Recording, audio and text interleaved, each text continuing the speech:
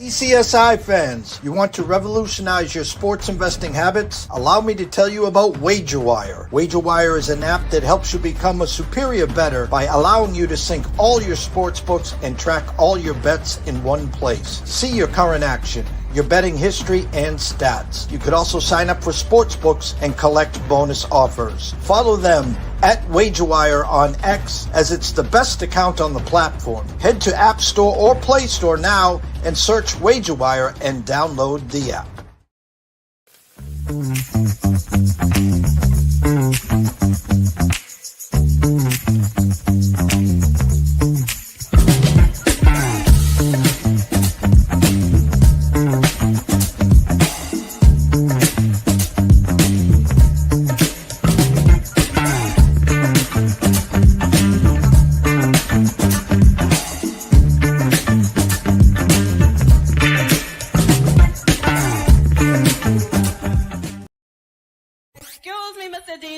Check this out. We got a great show coming your way.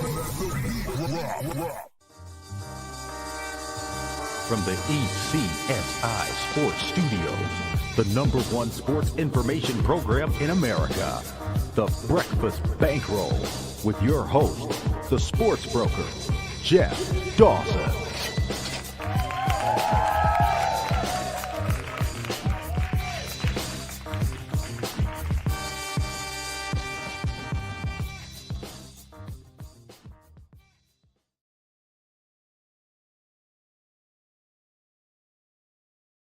Good morning, sports fans from all around the globe.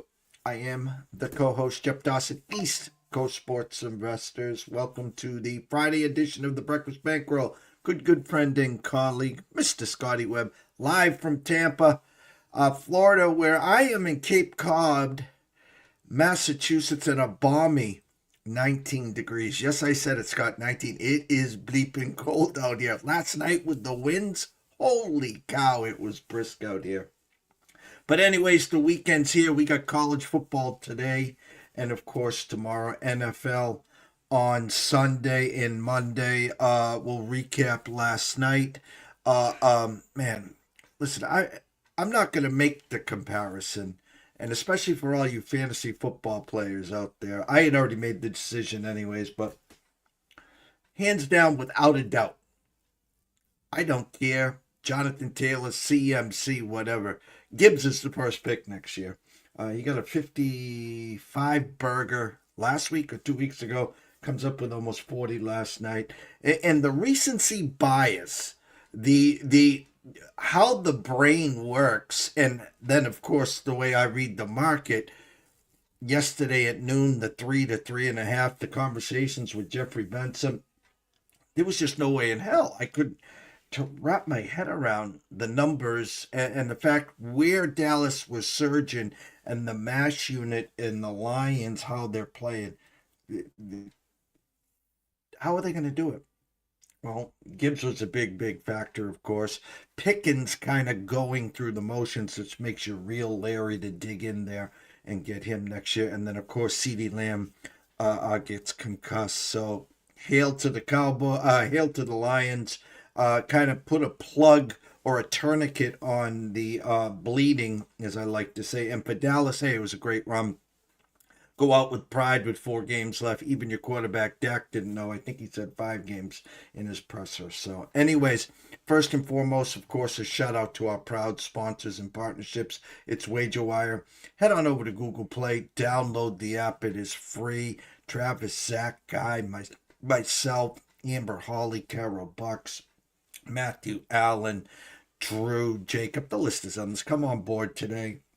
Download that app, I promise you. And join them on X at the WagerWire community. You'll have a blast. And of course, AtlantaSteaksAndSeafood.com.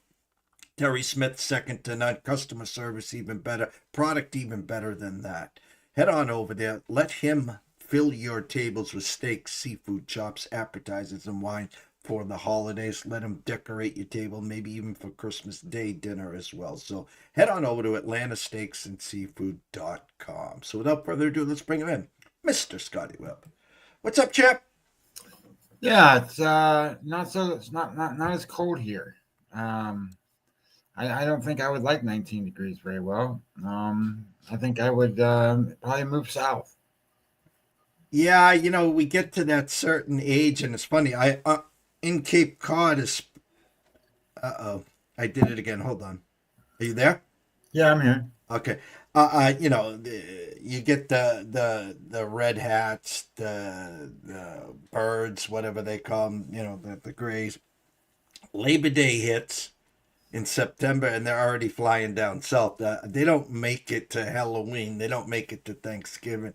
And like this, the Four Seasons, they were a great group growing up for, way, way back in the day. But the older you get and as your bones start to, it's not good on the bone. So, no, you're correct there. A lot to talk about here. The weekend's here. We got a handful of games. You've already put up your in-pocket plays. We'll bring them up again. Big games again on Saturday. Red Sox making moves again. A lot of places to go. Actually, you know what? I know this is our football show, but I want to get it out of the way here. I wanted your thoughts on the arm they brought back. They're doing something, and if it's working, fine. And it's almost like fish in a barrel. They're taking the guys coming off the Tommy Johns, and I think hoping that one of them hits. They took a shot way back on the Big Maple, didn't work out. They took a shot on the gentleman that had cancer, that didn't work out. Giolito finally worked out. You can get these guys for, I don't want to say pennies on the dollar, but discounts. But when you now, and you talked about Fangraphs, take the long, long list of starting pitchers, and we know you can never have enough starting pitching. It's almost like they're stockpiling to actually make a move for a trade. And I'm going to say this, Scotty. The talk last year, the talk this year is for Joe Ryan. All right? I'm going to go around the back door. I'm going to go after someone that I like, and I think upside is better, maybe cheaper, and I know they'll take Duran because they took Benintendi, and that's Cole Ragans. I would love to add him to our front staff, but again, I threw a lot out there. The trade, the arm, is it valuable? Will he be pitching for us? Your thoughts there? Talking about OCA Potato, whatever you say his name, OCA, whatever. Well, I've followed that guy a lot. He's up and down. He can have starts, and he can be a middle relief guy. He's not really a bullpen piece. He's a middle relief, long relief guy. You know what I mean? Like he's 3-4 inning guy. I don't really recall him being a 1 inning, kind of relief pitcher, but I would say that the more arms that you have that are on the upper side of Major League Baseball quality, the better you're going to be. And he's one of those guys. He's got a good arm. He's and when I say arm, I'm talking about the ball coming out and the stuff he's making, right? He's a good pitcher. I think there's something up here with that guy because he has his down spells and it's very difficult to predict what they are, and it's very hard to figure out how many games in a row he can pitch well, and then how many games in a row he pitches poorly. Is he worth a risk? Well, it depends on what you gave up, and according to everything that I've seen, it's a fair trade. So it's not like you gave up anything extra or more or less to get this guy. So it just depends on how they use him and where they go. Now, I didn't look to see where he was slotted at Fangraphs to get an idea of what they think, and I can find out real fast. Let's go to this and Red Sox, and let's see what they popped him in at. They got him. They've got him as a long relief guy, which is sort of what I think, and that's what they've got him on the roster as a long relief guy. So I think that's that's a role, especially in the American League East, that you need. The American League East tends to be a division where, teams can score a lot of runs on your starter, and he's got to go. So, you need a long relief guy. So I don't think that's a bad move. I don't think that's a championship winning move, but I think that's we need a need. We got a need. Let's fill it. That kind of thing. Could somebody else do that? Sure. Somebody else can do that. I don't, maybe they don't have that kind of person that they want to put in that spot, but at the same time, I think that he's a quality pitcher, put it that way. His numbers, last year, he didn't pitch much last year, so he only pitched 40 innings, but he's a 3.57 earned run average. Not that I use earned run average, but 3.57 earned run average in 40 innings, not terrible. So I think that fills a role, and if that was a role they wanted to fill, then there you go, you got it. Because he's the right guy for that, and he can spot start. Like he can fill in, and they got rid of the other guy, Cooper, whatever his name is. Griswold. Yeah, he's now gone. So. And I thought he did a good job on fill-in starts and stuff like that. But this guy's going to be the Cooper guy that you used to have. This will be the new guy. Give me the Scotty Webb thought process. Ryan versus Ragans. Well, how old is Ragans? Ragans is where is Ragans? Ragans is 28, and Joe Ryan is Joe Ryan's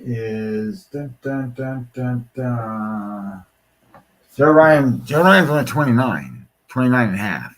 So the age variance is that's what to a degree is kind of what I thought. I thought Ragans was a little older than what people think he is.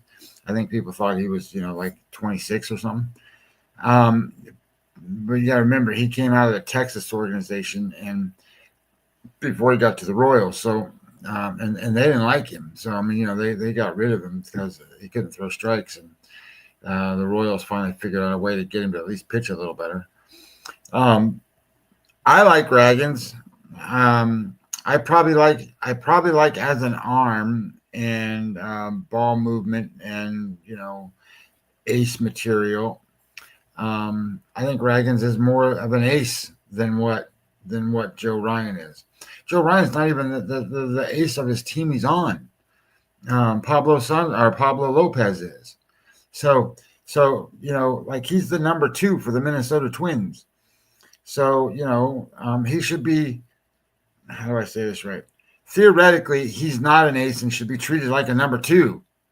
I get it. You want to go out and get him and you want to do all these different things. And he's not a bad pitcher. Don't get me wrong. Now, I would say anybody that came up, and this is just a straw in the cap for Tampa Bay.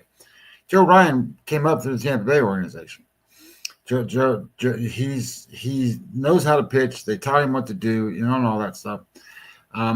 They develop pitchers, and I'm not a super big guy on super small pitchers. I don't know if you know how big Joe Ryan is, but Joe Ryan, if I click on it, Joe Ryan is he's a little bigger than I thought he was. He's 6'2", 205 pounds. Jeff, I'm 6 foot tall and 210 pounds.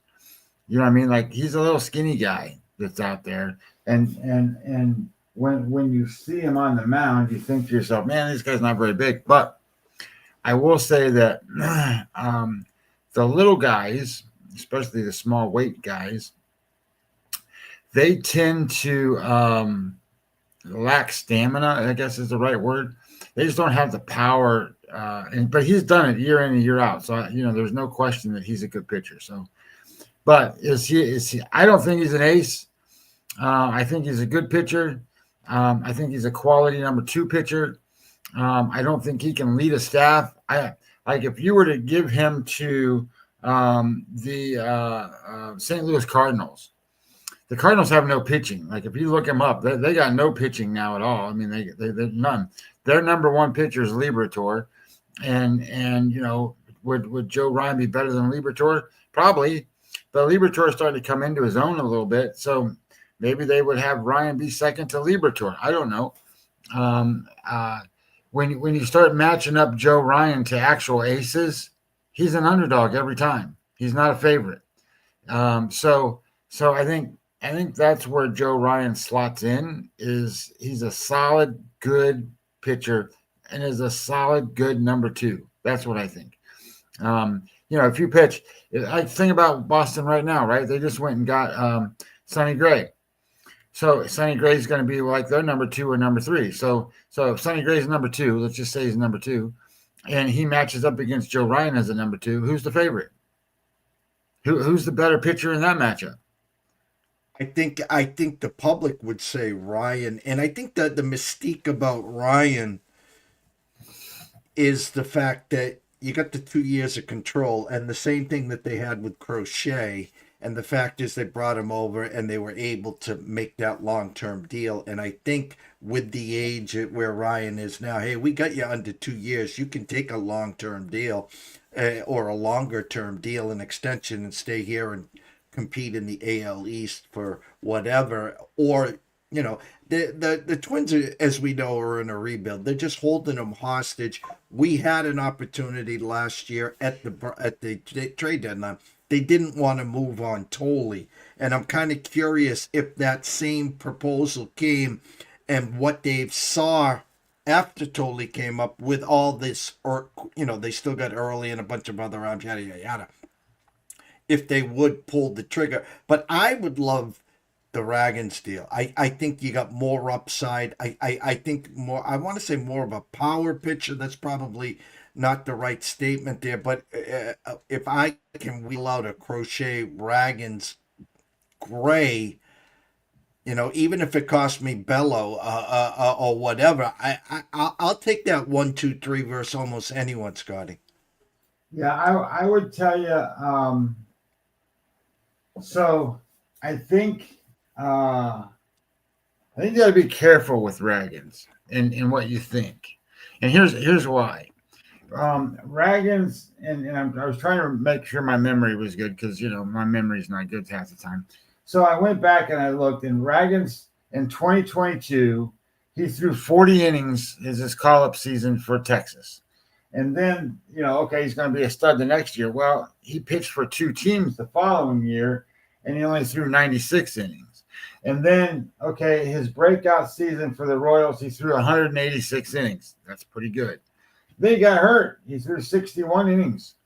He's only thrown over 100 innings once in his major league career as major league pitcher. Now, I mean, he's thrown in the minor leagues and stuff like that. But I don't know if that's a strong enough track record to sort of wager your future on a Ragans. Now, yes, he's got good stuff. But and his earned run average has been good. Now, last year it wasn't. I mean, it's 4.67. He's getting bombed a lot. But of course, when you're hurt and you're still trying to get stuff done, you're not as good. But I think I would be careful, just in a sense of he's still developing and he's not fully where he needs to be yet. And I would also say that if you haven't done it and you haven't proven you've done it, like Joe Ryan, bringing up Joe Ryan, he has thrown. Let's go back and look at what he's done. Minnesota, Minnesota, and we go look at Joe Ryan. He has,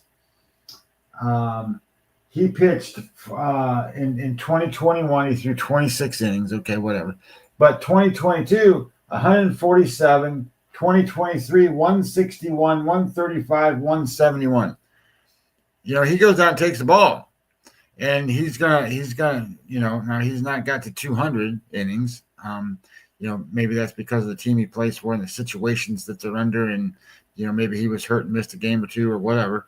But the point being is, he's at least got a proven track record of being out there, and over 150 innings for 4 or 5 years, and that's enough, right? I mean, that's a lot of innings, and based on a lot of innings, numbers of pitches, your results are more proven than a guy that hasn't.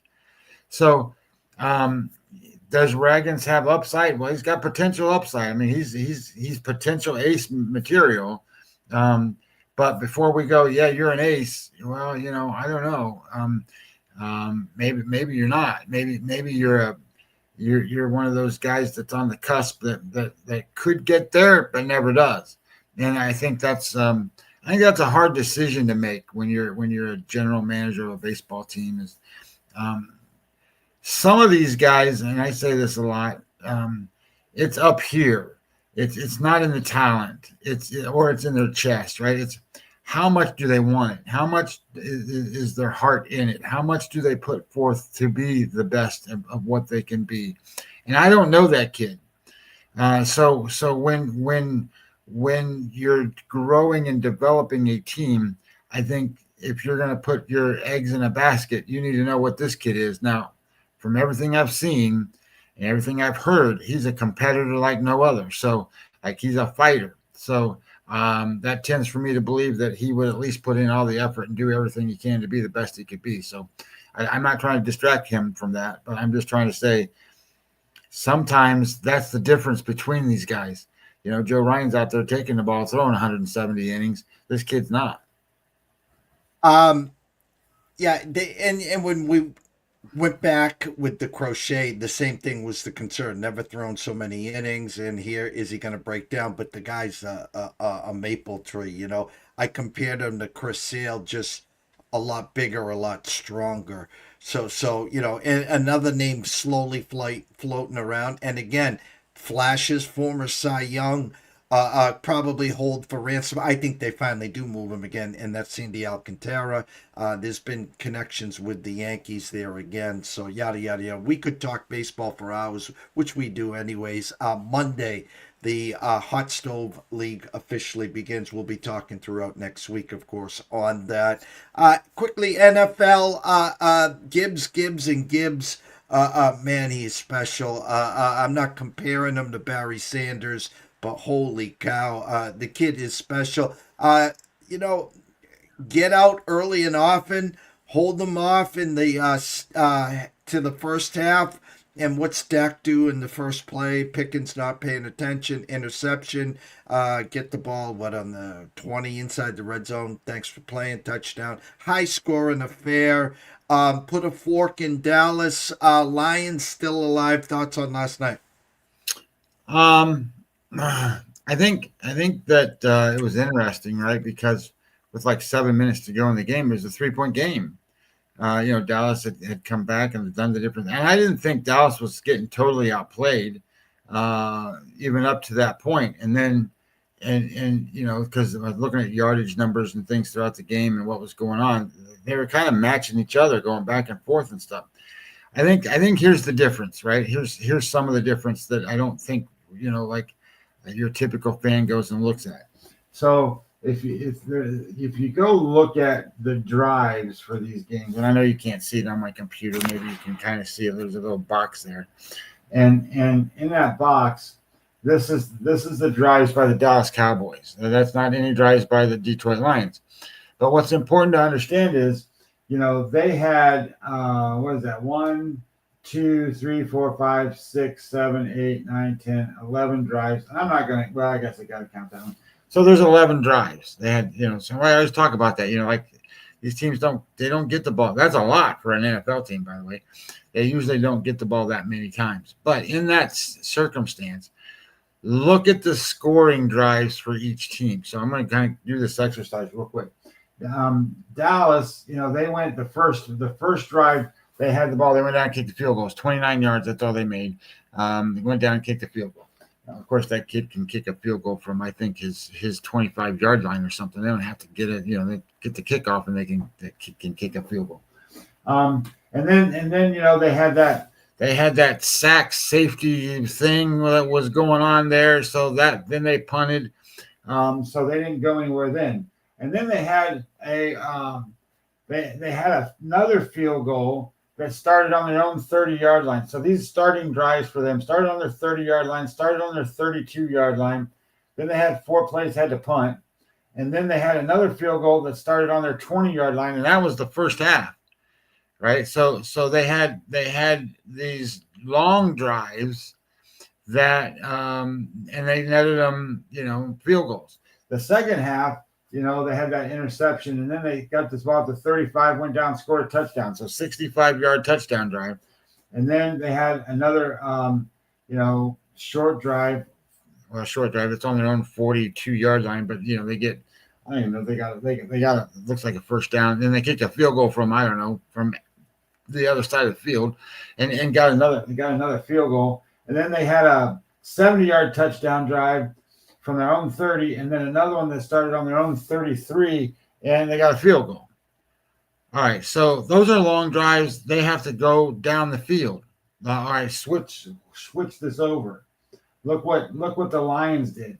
The Lions start on their own 37, and they go down first series. They kick a field goal, and then they have to punt, and then they get the ball on the Dallas side of the ball of the field at the 42-yard line and go in and score a touchdown, short field touchdown. And then they get the ball and have to punt. And then they get the ball at the 47, their own 47, go down and score a touchdown. Again, short field touchdown. And then they get the ball and they go down, I don't know, however, they got this was a long drive for them. They couldn't sustain it, so they kicked a field goal. The next one, they get a short drive that started at the Dallas, 15-yard line, touchdown. And then they go down a long drive starting at their own 30 and miss a field goal. And then they get a long drive starting at the 32, kick a field goal. Now, this one is over the 40 again, so short drive, touchdown. And then again, another one at the 50, short drive, touchdown. So the difference in the game to me was Detroit didn't have to do as much work. They didn't have to go as far. GIBBS was really good in that game. Dallas couldn't stop him very well. And when you get a couple first downs and you're already in field goal range, what's going to happen in this game? So I thought Dallas didn't play well in terms of the mental part of the game. I thought that they had bad penalties at the bad spots. I thought that in certain circumstances, especially at the end of the game when they had got it to 3 points and then it was 10 and they were down there, they got that weird call of a offensive pass interference call that went against them, and it could have certainly been a defensive pass interference call, which would have given them a first down at the 7-yard line or whatever, which theoretically could have turned into a touchdown, which would have kept the game at 3 points. My thoughts were kind of that the breaks didn't go their way, but at the same time the breaks didn't go. They didn't create those breaks on their own. They sort of gave Detroit a lot of breaks, and you can't overcome that. And it showed, that finally got to a point where that 3-point game ended up being, a 14, 17-point win, whatever it was, and they couldn't keep up, and that was the problem. I talked about it yesterday where if you can put pressure on Goff, and at the beginning they started that and they kind of faded away. They didn't get the pressure on Goff. So he was pretty clean a lot, and Dak got hit a lot. So I thought, Detroit's pressure was a lot better. I didn't think Dallas looked like a playoff team yesterday. And I didn't think Dallas looked like a team trying to get into the playoffs yesterday.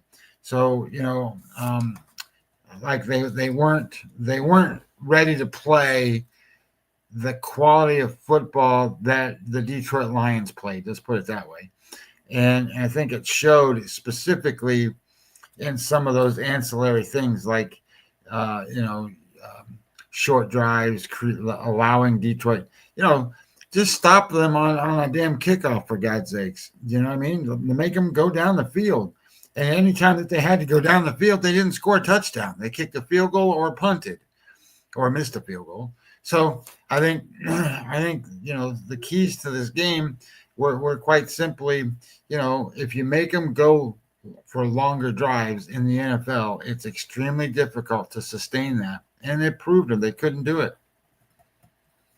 in pocket plays for Scotty this week, 3 in all. Where are they here? Let me just play producer here. La la la la. La la la.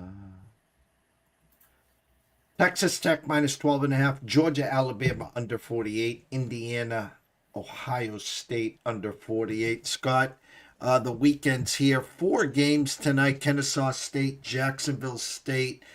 Jacksonville State opened 1.5 now at the Circa. Good morning, Mr. Benson and Mr. Stevens. Kennesaw State 2.5 with a 60.5.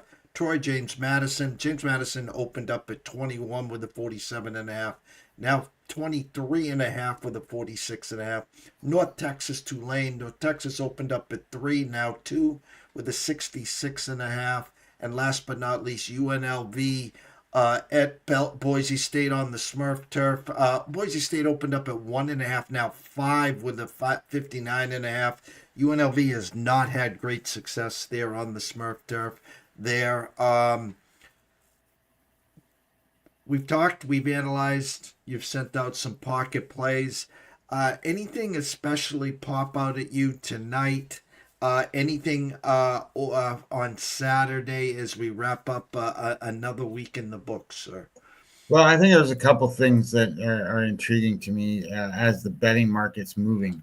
I think people are betting Boise State in a lot of sense because they look at Boise State and they know the name Boise State, and Boise State's there all the time and all that stuff.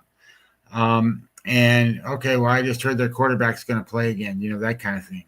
And the QBR for him, by the way, for that quarterback, the QBR for the quarterback that's coming back, that's playing Madsen, he's 89th in the country, Jeff, 89th. And the quarterback that plays for UNLV, he's 30th. So everybody's getting off, and I get it. He's a better quarterback than the kid they had in there, but he's still worse than half of the league in terms of what kind of quarterback he is. It's Madsen. And the other thing that's intriguing to me about that game, and I don't understand. So let's pull it up. Do you have games on paper up or no? Yeah, I'll get it. Give me a sec. Pull that game up on games on paper for just a second. I want to show you something that I think matters here, and I'm at a point where I'm almost at it where the line's getting out of hand to a point where I think UNLV is a good bet. So the first thing is UNLV is 30th in EPA, and Boise State's 38th. Okay, so they're better. Yards per play, UNLV's 21st, and yards per play, Boise State's 75th. So theoretically, UNLV's a better team here, and I get it that they got beaten, they got blown out in the first game, and all this stuff about they can't win on the blue turf. Well, okay, some people might be allergic to blue or something. I don't know, indigo.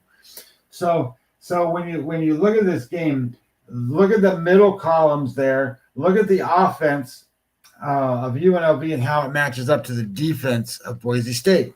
The first thing is offensively, they're 18th in football in passing, and the defense for Boise State's 10th against the pass. So they're pretty good against the pass. They should be able to hold that down. The second thing is UNLV is number 8 in the country at running the football. 8th.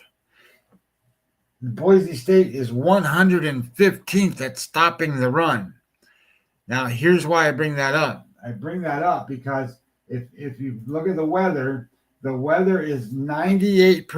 98%. It's going to rain there. It's going to rain there tonight at 42 degrees with a 5-mile-an-hour winds. I don't know how much throwing they're going to do anyway.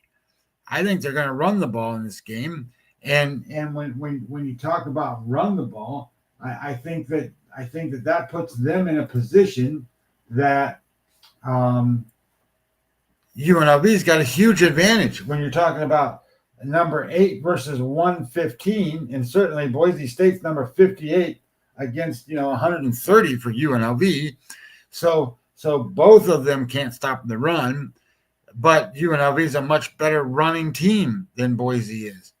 So I think that allows them to stay in the game. I think that allows them to be a competitive spot.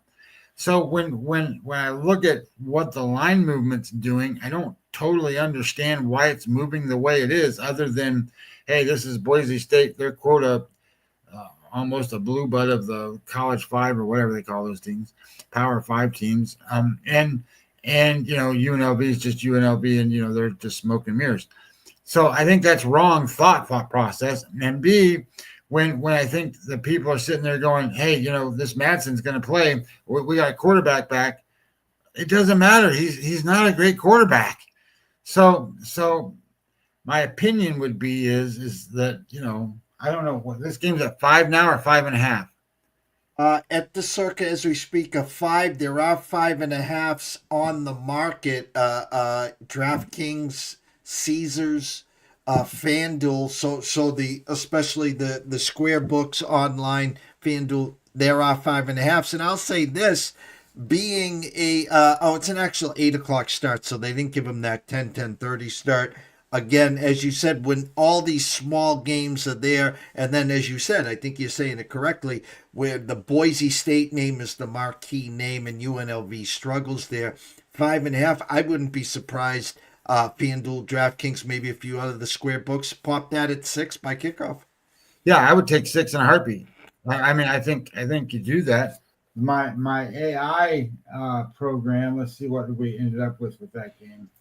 My AI program on that specific game. I'm trying to pull it back up. Let's go. That's Kennesaw State's game. This one is Troy's game. This one is the yucky Tulane game. And here it is. So this one shows an outcome that says Boise State 28-24. I think that's a legit kind of thought process. But I really think that rain's going to be an effective problem here. And I think, rain doesn't always bother these teams, but I think it bothers college kids in the passing game. Both of these teams, I think, can run the football, and I think that's going to keep UNLV fairly competitive. I don't like UNLV's defense, but at the same time, Boise State doesn't have a great defense really either. Think about the there was a pretty critical game that was up with San Diego State and Boise State the other day, maybe 2 weeks ago, where San Diego State, it was raining in San Diego for some damn reason, but it was, and San Diego State was playing at home against Boise State in the rain. Neither one of those teams could move the ball. They certainly didn't throw the ball. I think they ran the ball like 50 times, 40 attempts for one team, 40 attempts for the other team. And it was like 13-7 was the score. I'm not suggesting this is going to be 13-7 because this is AstroTurf and it's a little different, feel and different stuff. But I do think it's going to be a similar kind of effect that rain can do on a game.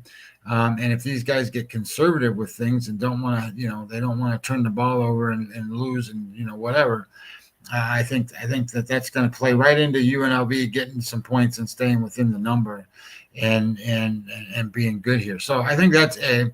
I think B, this Jacksonville Kennesaw State game where Jacksonville State opened up as the favorite, and now Kennesaw State's the favorite. I think Kennesaw State's the better team here. I think that, if you wanted to bet this game, I think you missed the value on it. I would stay away unless you bet under in this game. That was my original thought, was to bet under in the game. The James Madison game, do you know how cold it is there tonight, Jeff?